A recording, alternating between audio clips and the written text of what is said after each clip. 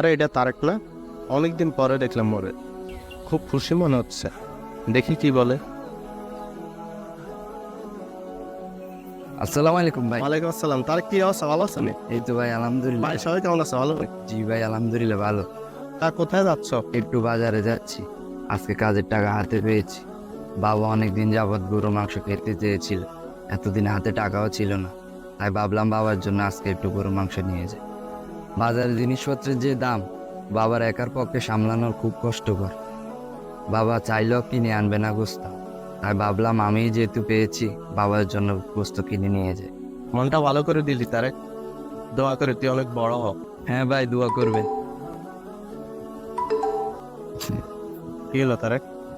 আর বলবেন না ভাই, কি এক টিকটকার ভাইরাল হলো, দান এটা শেয়ার দিনে সে রাত বিরাতে শোনো, বাজারে দ্রব্যমূল্যের ঊর্ধ্বগতির কারণে আমরা গরুর গোস্ত কিনে খেতে পারিনি, এটা ঠিক। কিন্তু এক প্রকার গোস্ত আছে যা বাজারে ক্রয় বিক্রয় হয় না, এটা আমরা প্রতিনিয়ত খাই। এই ধরো, চায়ের সাথে খাই, কফির সাথে খাই, বাজারে হাটে, সব জায়গাতে, শপিং মলে, আমরা সব জায়গাতে এই গোস্তটা খেয়ে থাকি।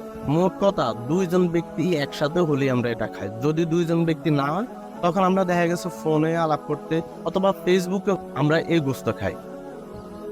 বুঝলাম না ভাই। এই যে তুমি আরেকজন কি করলো, সেটা তুমি সবাইকে দেখা যাচ্ছ শেয়ার দিয়ে, আবার আমাকে বলতে যাচ্ছ এটা হচ্ছে গীবত।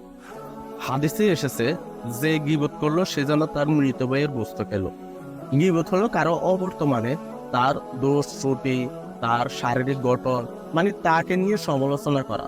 তার অবর্তমানে তুমি আমার কাছে সমালোচনা করতেছো, এটাই হলো গীবত। যদি তার মধ্যে সেটা বিদ্যমান থাকে, তাও গীবত। আর যদি তার মধ্যে সেটা বিদ্যমান না থাকে, সেটা যদি মিথ্যা হয়, তাহলে তো সেটা আরো ভয়ঙ্কর। সেটা হচ্ছে মিথ্যে অপবাদ দেওয়া, যার শাস্তি আরো ভয়ঙ্কর। ভাই আমার ভুল হয়ে গেছে, এমন ভুল আমি আর জীবনেও করবো না। আমার ভালো লাগলো তুমি তোমার ভুল একবার বলাতেই বুঝে গেছো। আল্লাহ আমাদের সকলকে মাফ করুক। ঠিক আছে, এখন বাজারে যাও তাহলে। আল্লাহ আপনার ভালো করুক ভাই, আজ একটা বড় শিক্ষা আপনি আমাকে দিলেন। ঠিক আছে ভাই, তাহলে বাজারে যাও। হ্যাঁ, ওকে ভাই।